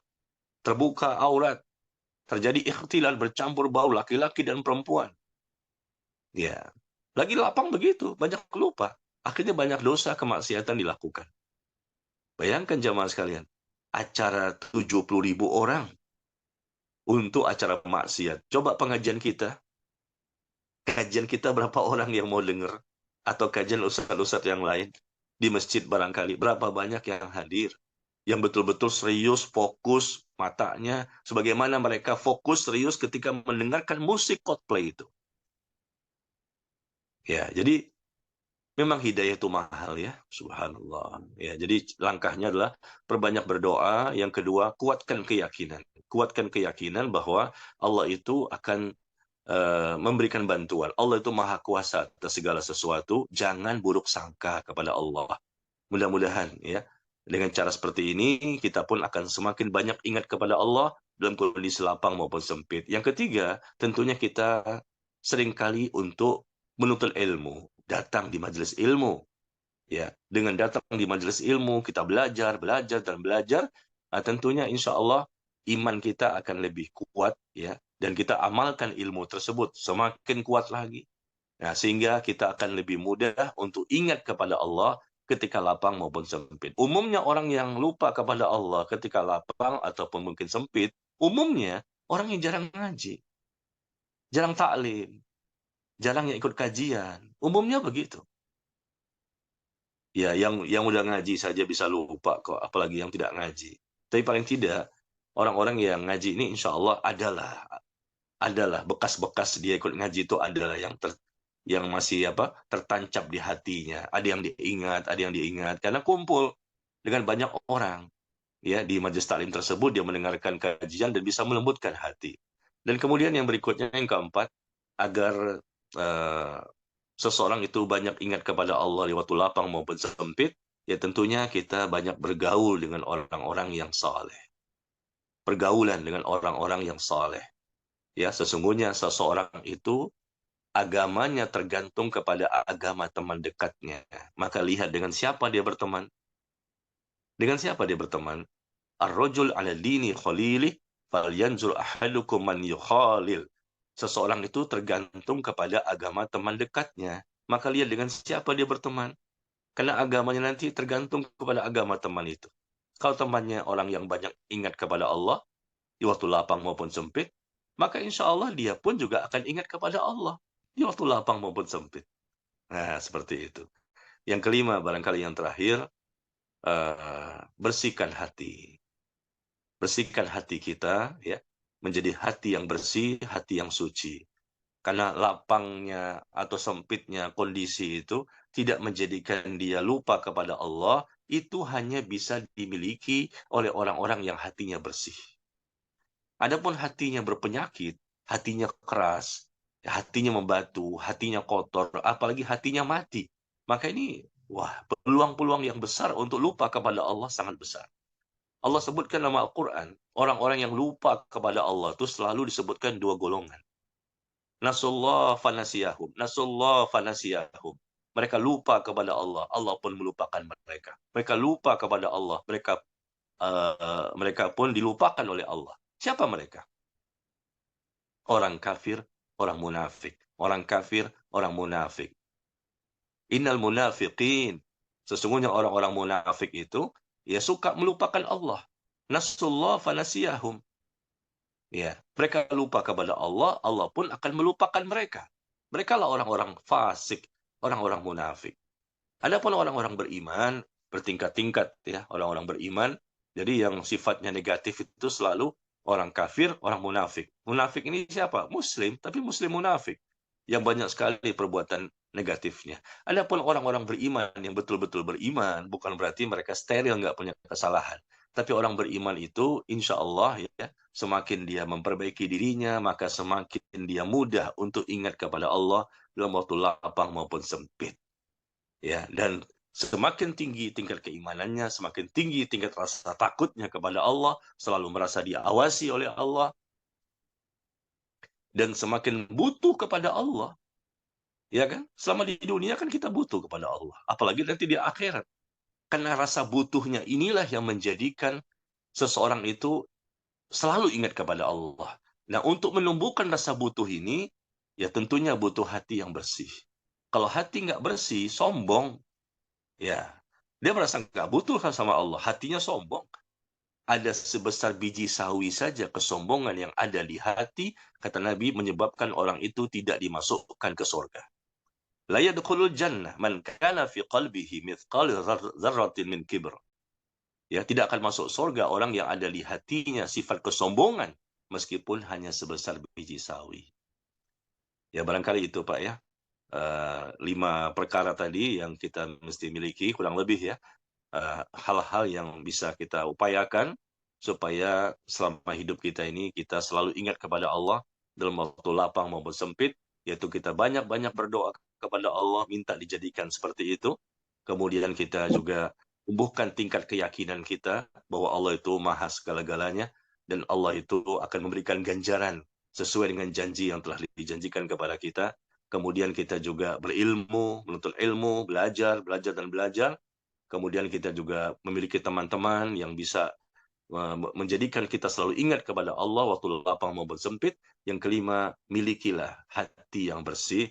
Insya Allah dengan hati yang bersih, rasa butuh, rasa takut, rasa harap, rasa cinta ya akan tumbuh di hati kita yang menjadikan kita akan ingat kepada Allah. Menjadi cinta, bukan sekedar ingat biasa, tapi ingat yang melahirkan rasa cinta, rasa butuh, rasa harap, dan rasa takut. Ya. Kemudian yang kedua tadi apa ya? Saya lupa itu. Yang kedua itu bertanya tentang bagaimana jika waktu dulu, mungkin waktu masih belum hijrah, mengambil barang sesuatu tanpa izin kepada pemiliknya. Ya, ya. Untuk hal seperti itu harus seperti apa Ustaz untuk taubatnya? Baik, barakallahu fikih ya. Ya sudahlah, ini masa lalu kan. Kita semua ini kita punya masa lalu. Macam-macam masa lalunya mungkin berbeda-beda ya. Ada yang masa lalunya melakukan kesyirikan, ada masa lalunya mungkin melakukan perzinahan, mungkin minum khamar, mungkin membunuh atau apa saja, termasuk tadi mungkin barang orang lain. Ya caranya tadi saya katakan, cara bertobatnya adalah bertobat, minta ampun kepada Allah. Ya, yang kedua, minta maaf kepada orang yang kita ambil barangnya. Kalau dia tahu bahwa kitalah yang mengambil barangnya, kita minta maaf kepadanya. Sekali lagi, kalau dia tahu bahwa kitalah yang mengambil, maka kita datang kepadanya untuk minta maaf. Tapi kalau dia tidak tahu kita yang mengambil, maka kita tidak usah.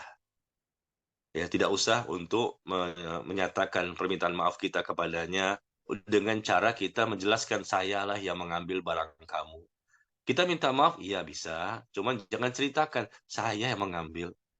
Ya, khawatirnya dia tidak akan memaafkan nanti. Kecuali kalau dia memang dari awal tahu kita yang mengambil, lalu kita minta maaf, selesai. Ya, tapi kalau dia tidak tahu, kita minta maaf secara umum saja. Saya minta maaf ya, memang punya salah apa? Pokoknya saya minta maaf. Dia namanya manusia, mungkin hilaf. Jangan diceritakan, karena dia nggak tahu ini. Khawatirnya kalau kita ceritakan, dia pun tidak memaafkan kesalahan kita. Nah, kemudian jadi ya, minta ampun kepada Allah, minta maaf kepada orang tersebut. Kalau minta maaf tergantung ya. Kalau dia tahu tentang kita, kita sampaikan. Kalau dia tidak tahu bahwa kita yang mengambil, jangan disebut, tapi cukup minta maaf saja. Yang berikutnya adalah kita kembalikan barangnya. Ya, barangnya berupa apa? Uang atau yang lain misalnya. Apa saja, mungkin pulpen, mungkin tas, mungkin baju, mungkin apa saja, kembalikan barang itu. Itu cara bertaubat. Dan andai kata orang itu minta ampun kepada Allah, dia berangkat haji, umrah, ya tapi nggak minta maaf sama orang yang pernah dia zolimi. Ya bagaimana taubatnya akan diterima? Atau tidak mengembalikan barang yang pernah dia ambil. Bagaimana taubatnya akan diterima? Ya, tidak cukup dengan haji umrah. Tidak bisa dilebur dengan sholat, dengan puasa, dengan sedekah, dengan doa. Nggak bisa. Karena ini berkaitan dosa kita kepada orang lain. Maka kita pertama taubat kepada Allah sudah selesai. Ya, yang kedua kita minta maaf dan kembalikan barangnya. Itu cara bertaubat. Nggak bisa kita memperbanyak ibadah nggak bisa. Karena ini dosa manusia kepada manusia yang lain. Harus ada pernyataan dari mereka, mereka halalkan, mereka maafkan, mereka putihkan. Ya, mereka anggap lunas misalnya. Terus barangnya kita kembalikan. Dan mereka juga kalau tahu kita yang mengambil, ya kita terang-terangan ini saya minta maaf, di barangnya saya kembalikan. Mohon dimaafkan, dibukakan pintu maaf bagi saya. Tapi kalau mereka tidak tahu, kita minta maaf saja tanpa kita ceritakan bahwa kita yang mengambil barangnya, tapi tetap barang itu dikembalikan. Bagaimana caranya barang itu ada nanti pada si pemiliknya.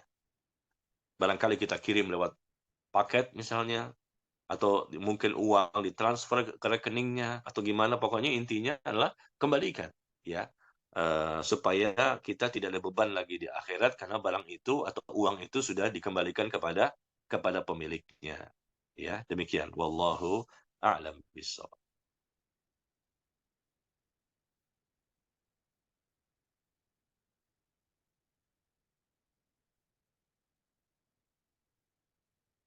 Ya, bisa dilanjutkan.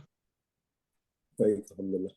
Baik, Jazakallah. silakan untuk berikutnya pertanyaan untuk Ummu Amar. Kami persilahkan. Ya, Mas, jazakumullahu khairan. Sebenarnya tadi ada beberapa yang sudah terjawab di penjelasan pertama, Ustadz. Tapi mungkin ada tambahannya, Ustadz. Alhamdulillah, jazakumullahu khairan atas penjelasan Ustadz, baik diskusi dan materinya. Ustadz, mohon nasihatnya bila kita mengatakan kepada anggota keluarga kita untuk selalu mengingat Allah. Asumsi mereka bahwa ini cuma ngaji, sholat. Segitu aja Ustadz. Padahal maksud mengingat Allah di sini, kami sebagai yang orang tua atau kakak dan ibu mengingatkan bahwa dalam setiap langkah Allah melihat. Jadi jangan berbuat kemaksiatan karena di sana ada mengingat Allah walaupun bukan dengan berzikir. Apakah itu dibenarkan Ustadz? Jadi maksudnya mengingat Allah di sini bukan cuma zikir atau ngaji atau sholat, tapi hal-hal berbau kebaikan juga itu adalah mengingat Allah Subhanahu wa taala, atau menghindari kejelekan itu juga mengingat Allah Subhanahu wa taala. Mohon nasihatnya Ustadz untuk dapat menjelaskan kepada keluarga saya ini juga Ustadz. Jazakumullahu khairan. Iya. Wa iyyakum. Allahu fiik. Iya, mungkin persepsinya yang mesti diluruskan ya, bahwa mengingat Allah itu bukan berarti konotasinya hanya melakukan sholat ya, atau mungkin haji umroh, itulah mengingat Allah, atau mengucapkan subhanallah walhamdulillah wala ilaha illallah wallahu akbar. Ya, dia menyebut-nyebut nama Allah. Dia melakukan ibadah kepada Allah. Zikir itu artinya mengingat atau menyebut. Zikrullah artinya mengingat Allah atau menyebut nama-nama Allah. Ya, kita sedang taklim seperti ini, berarti kondisi kita sedang berzikir. Berzikir artinya kita mengingat Allah, bukankah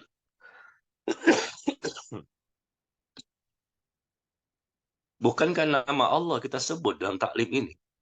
Allah berfirman, Allah menyebutkan demikian, Allah menyebutkan demikian. Itu namanya zikir. Segala aktivitas seorang muslim, dari perkataannya, ucapannya, perbuatannya, tindakannya, semua itu zikir. yang berkaitan dengan sesuatu yang sesuai dengan syariat. Apakah dia sebut nama Allah di situ, ya, atau tidak disebut nama Allah di situ? Kembali kepada niat. Innamal a'malu binniyat. Amal itu tergantung kepada niat. Seorang muslim, niatnya itu adalah karena Allah. Dia bekerja karena Allah. Dia mendengarkan kajian karena Allah. Ya, dia baca Quran karena Allah. Dia melakukan apapun karena Allah. Di situ berarti dia sedang berzikir kepada Allah. Dari mulai dia bangun tidur sampai mau tidur lagi, itu zikrullah semuanya. Nah, ini hakikatnya dari ingat. Zikir kepada Allah itu adalah dia berzikir kepada Allah ketika berdiri, ketika duduk, ketika berbaring. Alladzina yadhkurunallaha qiyaman wa qu'udan wa 'ala junubihim wa tafakkarun. Dia ingat kepada Allah ketika berdiri, ketika duduk, ketika berbaring. Ya, mungkin bisa jadi mengingat dia menyebut-nyebut nama Allah, atau mungkin tidak menyebut nama Allah, tapi sedang melakukan aktivitas yang memang Allah perintahkan untuk dilakukan, dan dia niatkan itu karena Allah. Ya, jadi seorang muslim itu ketika berzikir kepada Allah bukan hanya sholat. Dia mencari nafkah juga itu zikrullah. Mencari nafkah. Dia mendengarkan kajian juga zikrullah. Dia berbakti sama orang tua juga zikrullah. Dia berbuat kebaikan, bersedekah kepada orang lain juga zikrullah. Ya, afwan ya. Semuanya zikrullah. Kalau memang diniatkan karena Allah, maka semuanya bagian dari zikrullah. Ya, jadi Allah tidak pernah mengatakan bahwa zikir kepadanya itu hanya sekedar ibadah sholat, atau mungkin doa, dia baca Quran, dan lain-lain. Tapi zikir kepada Allah itu secara umum. Ya, berdiri, duduk, berbaring. Berdiri, duduk, berbaring. Segala aktivitas. Kalau diniatkan karena Allah dan sesuai syariat. Niatnya karena Allah melakukan itu, dan perbuatan itu memang sesuai syariat, sesuai sunnah. Meskipun dalam perbuatan itu mungkin tidak menyebut nama Allah, tapi kan dari awal sudah niatnya karena Allah. Niatnya karena Allah melakukan kebaikan ini. Niatnya karena Allah melakukan ketaatan ini. Niatnya karena Allah melakukan aktivitas ini. Maka itu semua bagian dari zikrullah.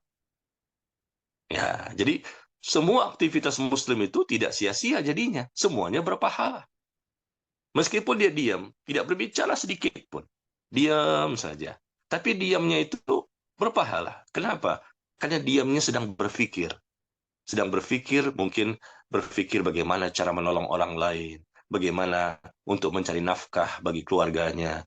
Bagaimana untuk bisa mendapatkan keistiqomahan, dan lain-lain. Intinya kebaikan. Yang di mana di situ Allah perintahkan kepada hambanya untuk melakukannya. Ya, jadi berikan pengertian kepada teman-teman kita atau saudara kita bahwa zikir kepada Allah itu bukan sekedar mengingat atau menyebut, ya, yang sifatnya sholat dan sholat, atau haji, umroh, sedang ingat kepada Allah, atau mungkin goyang-goyang badannya, ya, la ilaha illallah, la ilaha illallah. Apakah cuma itu? Apalagi cara-caranya juga tidak sesuai sunnah. Ya, hanya itu, teriak-teriak lagi, berselawat, didendang-dendangkan, dinyanyi-nyanyikan, dilagu-lagukan dengan musiknya juga. Apa seperti itu? Tidak. Semua aktivitas apapun sebagai seorang muslim, dalam kondisi dia berjalan, dia berdiri, dia duduk, dia berbaring, bangun dari tidur, mau tidur lagi, seluruh aktivitas itu disebut zikrullah. Kalau memenuhi persyaratan. Pertama, niatnya karena Allah. Yang kedua, apa yang dia lakukan sesuai dengan sunnah. Maka itu semua bagian dari zikrullah. Makanya Allah mengatakan, laqad kana lakum fi Rasulillahi uswatun hasanah. Sungguh telah ada pada diri Nabi itu contoh yang terbaik. Alladzina yadhkurunallah. Ya. Contoh yang terbaik bagi siapa? Bagi orang yang menginginkan rahmat Allah. Ya. Kemudian dia ingin selamat di akhirat dan banyak berzikir. Tuh, lihat contohnya. Allah sebutkan ini kan di surah apa itu? Al-Ahzab, ya. Di surah Al-Ahzab Allah sebutkan, laqad kana lakum fi Rasulillahi uswatun hasanah liman kana yarjullah wal yawmal akhir wa dzakarallaha katsira. Sungguh telah ada pada diri Nabi itu contoh terbaik tuntunan terbaik, qudwah hasanah. Ya, bagi siapa? Bagi orang yang mengharapkan rahmat Allah, mengharapkan keselamatan di akhirat, dan banyak berzikir kepada Allah. Ya, bagi orang yang mengharapkan rahmat Allah, bagi orang yang menginginkan keselamatan di akhirat, dan banyak orang yang berzikir kepada Allah. Bagi orang yang banyak berzikir kepada Allah, jadikan Rasul sebagai contoh terbaik. Ketika kita mengikuti contoh Rasul dalam cara beragama, bagaimana ajaran beliau, sunnah beliau, akhlak beliau, akidahnya, ibadahnya, muamalahnya, maka ketika kita mencontoh beliau dalam kesehari-hariannya, dan kita niatkan juga karena Allah, maka itu jadinya zikrullah. Ya, subhanallah ya. Begitu indahnya Islam ini, luar biasa. Tinggal bagaimana niatnya kita dan lihat bagaimana apa yang kita lakukan sesuai syariat atau tidak. Kalau sudah sesuai dengan syariat, maka dipastikan dia sedang zikir kepada Allah. Ya, ditambah lagi tentunya pasti niatnya selalu karena Allah dalam melakukan segala macam urusan. Demikian ya, wallahu a'lam bishawab. Baik, Muhammad.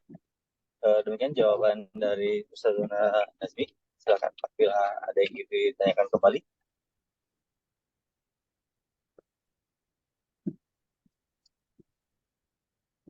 Baik. Jazakallahu khairan. Kang Jar sudah, alhamdulillah tadi sudah tercover sama jawaban Ustadz yang pertama. Iya. Jazakallahu khairan Ustadz. Baik. Oh iya. Baik, alhamdulillah. Untuk selanjutnya ini ada pertanyaan melalui chat box dari Umu Firly. Pertanyaannya akan saya bacakan. Bismillahirrahmanirrahim. Ustadz, saya sangat sedih mendengar contoh ikhwan yang disampaikan Ustadz yang sudah tidak lagi mendatangi kajian karena tertipu oleh permainan dunia. Apakah ini yang dinamakan dengan zalim li nafsihi, ya Ustadz? Demikian saya pertanyaannya, mohon pencerahannya, jazakallahu khairan. Iya. Ya, begitulah jamaah sekalian ya. Barakallahu fiik.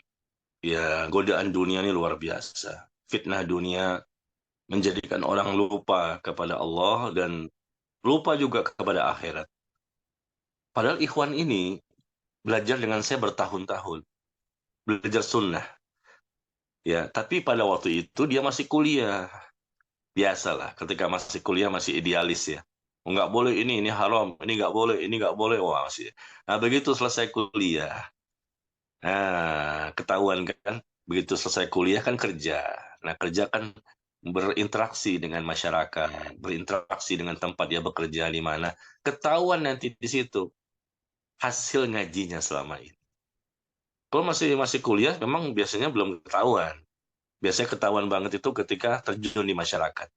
Karena di situ pasti dimanapun kita berada sebetulnya akan ada ujian dan cobaan. Allah akan menguji iman kita. Dan itulah tujuan Allah menciptakan kita. Alladzi khalaqal mauta wal hayata liyabluwakum ayyukum ahsanu amala. Allah menciptakan adanya kematian dan kehidupan untuk menguji siapa di antara hamba itu yang paling baik amalnya. Ada yang mungkin tergoda oleh karena uang tadi, atau mungkin bukan uang tapi jabatan, ya, mungkin kekuasaan, ya, mungkin juga wanita, atau mungkin yang lain. Banyak sekali godaan dunia ini luar biasa. Dengan wanita mungkin dia tidak, tapi dengan jabatan dia kena di situ fitnahnya. Dengan jabatan mungkin tidak, dengan uang dia kena fitnahnya. Dengan uang mungkin tidak, dengan kekuasaan. Ya, dengan kezoliman akhirnya keluarlah berbagai macam dosa-dosa yang lain. Jadi intinya jemaah sekalian, seseorang itu jangan cepat-cepat kita memberikan penilaian. Wah, dia orang baik. Wah, dia orang Masya Allah. Rasul menyebutkan, innamal a'malu bil khawatim. Sesungguhnya amal itu dilihat di akhir kehidupannya. Kita menilai seseorang itu jangan sekarang. Nanti di akhir kehidupan. Bagaimana? Tetapkah dia istiqomah di atas Quran dan Sunnah dengan keikhlasannya? Ya, maka kita akan perkirakan sangat kuat kalau di akhir kehidupannya tetap dia seperti itu. Maka insya Allah dia termasuk orang yang selamat dari siksa kubur. Kalau saat ini kita melihat ada orang-orang yang barangkali, wah, di masjid terus ya, subuh sampai isya ke masjid, ikut taklim sana sini, mencatat, membaca buku, baca Quran segala macam, belum. Kita nggak berani mengatakan bahwa dia ini termasuk orang yang akan selamat nantinya. Belum tahu kita. lihat bagaimana akhir kehidupannya. Ya, tapi kita nggak seuzon ya. Tapi memang Rasul mengatakan, innamal a'malu bil khawatim. Sesungguhnya amal itu tergantung di akhirnya. Termasuk ustadz juga, termasuk ulama juga. Belum ada yang tahu, semuanya masih misteri kan. Apa yang terjadi hari esok? Perubahan-perubahan iman, ya, terpleset, tergelincir, menyimpang, terkena godaan adanya uang, kekuasaan. Tahu ilmunya, tahu ahli dalilnya, tahu ayatnya, tahu hadisnya, bisa berubah. Bahkan Nabi mengatakan ada fitnah itu paginya dia mukmin, sorenya kafir. Ya, fitnah dunia yang luar biasa ya. Makanya disebutkan oleh para ulama bahwa pokok dari segala macam dosa itu adalah cinta dunia yang berlebihan. Kalau sudah cinta dunia berlebihan, maka orang itu akan mudah melakukan dosa apa saja. Cinta dunia boleh nggak? Boleh. Ya, karena kita butuh dunia, akhirnya kita artinya kita senang dengan keindahan, senang dengan baju bagus, senang dengan motor mungkin baru beli, bagus ya. Senang dengan sendal bagus. Boleh kita cinta dunia dengan pemandangan yang indah, nggak masalah. Kita cinta kepada istri, kepada suami, kepada anak, orang tua. Ini termasuk cinta dunia semua yang berkaitan dengan dunia. Tapi nggak berlebihan kan? Karena kita tahu itu sementara semua. Tapi kalau sudah cinta berlebihan dan dunia itu pun ada di hati seseorang dan menjadi tujuan hidupnya adalah dunia, dunia, dan dunia, maka ini mudah dia akan melakukan dosa apapun. Na'udzubillah min dzalik. Falamma zagu azaghallahu qulubahum. Tatkala mereka berpaling dari kebenaran, ya, maka Allah pun memalingkan hati mereka. Ya, jadi kisah yang saya sebutkan tadi cuma ya sedikit sebetulnya, masih banyak kisah-kisah yang lain. Yang teman kita seperti itu ya, jamaah kita seperti itu. Ada yang ikhwan, ada yang akhwat. Ya, na'udzubillah. Mereka akhirnya futur kembali. Futurnya kebablasan. Ya, masih muslim sih, alhamdulillah nggak jadi kafir. Tapi ini kan parah sekali. Mana ilmu yang selama ini mereka pelajari? Dan kita pun bukan berarti sombong ya. Wah, sombong sekali ini Ustaz. Bukan. Kita juga nggak berani mengatakan bahwa kita pasti selamat. Besok pasti aman. Nggak ada. Seorang mukmin itu adalah orang yang selalu merasa tidak pernah aman. Seorang mukmin yang sejati selalu merasa tidak pernah aman dari fitnah-fitnah yang ada di dunia. Tidak pernah merasa aman dari azab Allah. Tidak pernah merasa aman dari adanya siksaan Allah. Fitnah itu silih berganti. Mungkin dengan contoh satu dia bebas, ya aman. Contoh kedua mungkin bisa. Yang ketiga, dan fitnah itu cobaan ujian itu berubah-ubah. Dan setan pinter untuk mencari celah-celah kapan kita lalai. Saat ini kita, wah istiqomah. Enggak, ini dosa, ini haram. Coba nanti besok, berubah lagi. Niat saja nih awalnya ikhlas. Jangan jauh-jauh deh besok ya. Niat yang ikhlas, itu bisa berubah menjadi ria. Perubahannya cuma butuh waktu setengah detik. Setengah detik yang lalu ikhlas. Setengah detik kemudian sudah ria. Siapa yang bisa menjamin? Perubahannya nggak nunggu besok lagi. Nah, kenapa kita bisa seperti ini, nggak kokoh keimanan kita? Karena memang kita tidak dibantu oleh Allah. Na'udzubillah. Dan kemudian kita juga nggak ada usaha. Tidak punya rasa takut kepada Allah. Ya. Jadi kalau kita ini dibantu oleh Allah, diberikan tambahan taufik dan hidayah, dijaga iman kita, dijaga hati kita, dijaga agama kita, dijaga harta kita, dijaga keluarga kita. Kemudian kita ada usaha juga untuk supaya kita ini tetap kokoh tegar di atas sunnah, di atas keimanan, di atas syariat. Tumbuhkan rasa takut. Dan menumbuhkan rasa takut kepada Allah itu setiap saat. Karena godaan dari syaitan itu selalu kepada kita setiap saat. Berarti kita harus menumbuhkan rasa takut kepada Allah juga setiap saat. Kalau tidak, aduh mudah jatuh lagi, dosa lagi.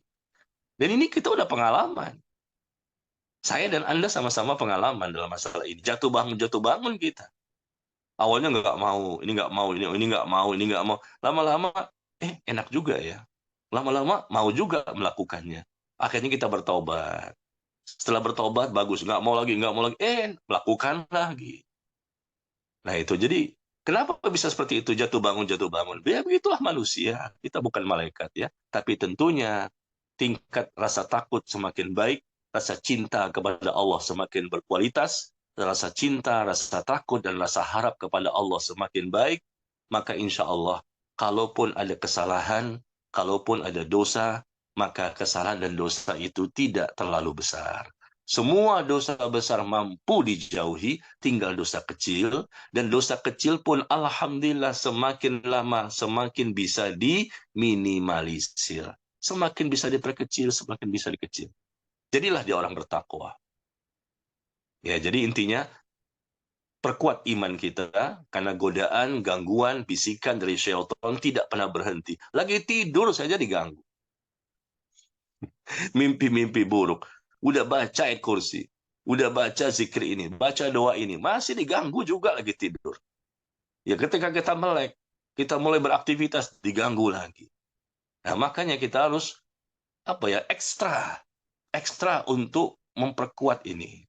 Karena memang tanpa kita dibantu oleh Allah, kemudian kita tanpa melakukan kegiatan yang ekstra membentengi iman kita, kita nggak mampu. Apalagi kehidupan di zaman sekarang ya. Di zaman dulu saja sudah luar biasa. Di zaman sekarang lebih berat lagi. Harus ekstra, plus. Terutama apa? Terutama dengan sosial media, handphone ini. Dulu nggak ada handphone. Orang keluar dari rumah baru mungkin melakukan kemaksiatan dan kejahatan. Sekarang orang di rumah saja. Pagi buka, siang buka, sore buka, malam buka handphone. Udah terbuka itu Instagram. Bagaimana? Begitu banyak maksiat. Yang terbuka itu Facebook, yang terbuka itu yang namanya YouTube.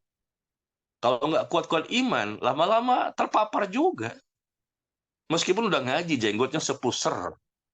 Ya, casingnya kayak wali murid, wali santri.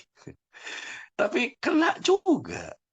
Ya kenapa? Karena Allah belum memberikan pertolongan. Ya, kemudian kita juga kurang maksimal untuk membentengi diri kita. Atau kita memang belum tahu mungkin bagaimana kiat-kiatnya ya. Kita belum berilmu bagaimana kiat-kiat agar bisa mudah terhindar dari kemaksiatan. Bagaimana ya kiat-kiat agar kita mendapatkan keistiqomahan. Bagaimana ya kiat-kiat kita agar kita nih mampu bersabar di atas ketaatan, mampu bersabar menjauhi kemaksiatan, mampu bersabar menghadapi ujian dan cobaan. Ya intinya banyaklah cara-cara yang bisa kita lakukan ya. Silakan nanti lihat di Telegram saya. Saya punya aplikasi Telegram. Di Telegram saya itu ada artikel yang berjudul 30 kiat istiqomah atau 30 kiat selamat maksiat. Ya, ini kan contoh-contoh ya, 30 kiat selamat maksiat atau 30 kiat istiqomah bersabar. Ya, artinya cara-cara ini kita lakukan, kita secara istiqomah, Allah pun akan bantu. Pasti itu. Kita merasakan kok secara kehidupan sehari-hari. Kita merasa terbantu dan merasa diingatkan oleh Allah. Ya, awalnya kita lemah, tiba-tiba kok kuat lagi. Allah berikan itu tanda-tanda sehingga kita bisa semakin ingat kepadanya dan mampu melawan godaan itu. Bisikan syaitan mampu kita tepis, godaan syaitan mampu kita hindari, dan bisikan hawa nafsu. Nah, ini internal ini.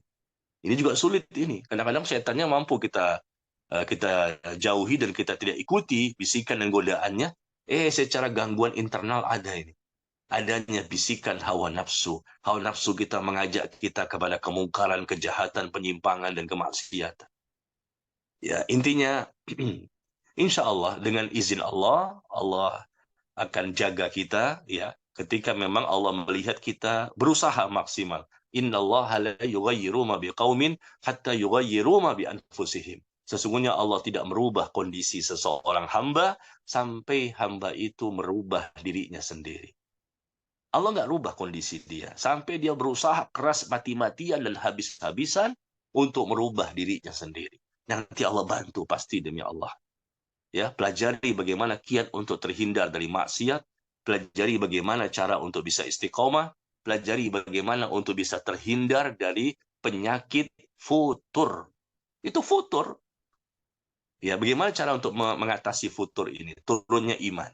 Yang pasti nanti kita akan hadapi. Karena iman kadang naik, kadang turun. Nah, kalau turunnya jangan terlalu banyak. Ya, kalau nggak pernah turun, nggak mungkin juga. Kita manusia, nggak pernah turun, nggak mungkin. Pasti kita pernah merasakan turunnya iman. Tapi orang-orang yang berusaha maksimal tadi, mati-matian, memang capek ya. Capek kita nih mempertahankan iman. Capek kita menjaga iman. Capek kita untuk selalu menumbuhkan rasa takut. Memang begitulah dunia ini penuh dengan capek, letih, dan lelah. Kalau kita nggak mau capek, letih, dan lelah, ya naudzubillah ya, siap-siap mendapatkan azab Allah. Ya, orang yang selama di akhirat itu pasti orang yang capek selama di dunia. Capek menjaga dirinya. Orang yang selama di akhirat, selama di alam kubur itu pasti orang yang lelah, dia capek, letih, dan lelah menjaga dirinya, menjaga hatinya, menjaga matanya, menjaga telinganya, menjaga lisannya, menjaga. Aduh, gimana nih? Tapi dia tidak pernah putus asa karena dia berilmu, dia beriman, ya, dia melakukan berbagai macam cara dan dia berdoa kepada Allah. Akhirnya dia merasa ringan. Dia merasa ringan untuk bisa melakukan itu. Ya, terhindar dari fitnah dunia, dia merasa ringan. Karena dunia tidak ada di hati. Kalau sudah tidak ada dunia di hati, dunia di tangan, akhirat di hati, wah, godaan-godaan itu gampang sekali untuk dihindari.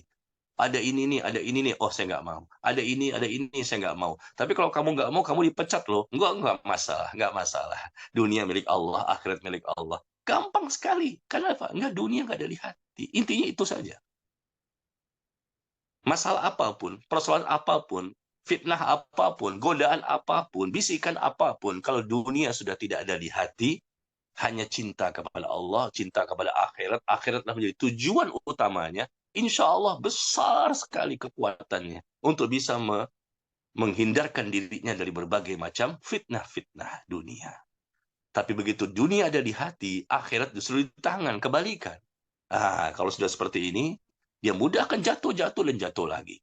Nah, sifat orang munafik itu, muslim tapi muslim munafik, adalah dunianya ada di hati.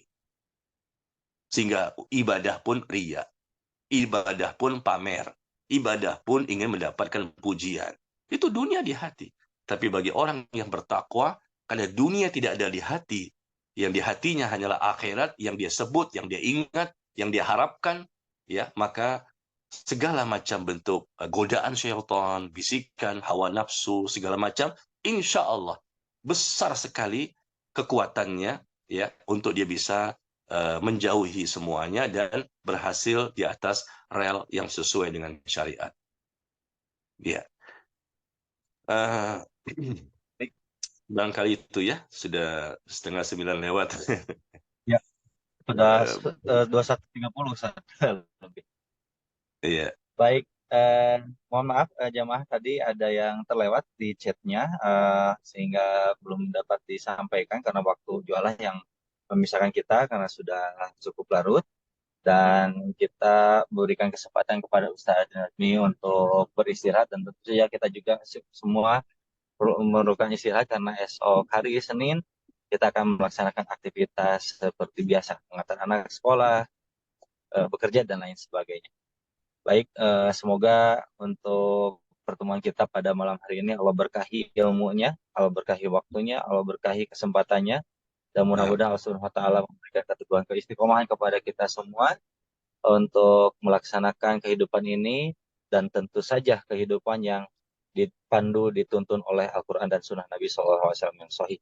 Kami haturkan baik terima kasih kepada Al-Ustadz Nazmi Umar Bakhtar Hafizahullah Ta'ala yang telah berkenan memberikan menyampaikan ilmunya pada malam hari ini dan semoga Allah SWT menjadikan waktu curahan waktu yang dicurahkan oleh Ustadz Nazmi dijadikan sebagai jariah kepada Ustadz dan juga keluarga Barakallahu fikum Ustadz. Dan juga sekaligus kami dari Miku Mengaji mengaturkan banyak terima kasih sekaligus juga atas kekhilafan yang tidak disengaja ataupun juga yang disengaja baik dari tutur kata maupun juga pelayanan. Kami haturkan banyak terima kasih. Jazakumullah khairan. Kita akhiri saja dengan doa kafaratul majelis. Subhanakallahumma bihamdika asyhadu an la ilaha illa anta astaghfiruka wa atubu ilaik. Alhamdulillahirabbil alamin. Terima kasih Ustaz. Barakallahu fikum. Selamat istirahat.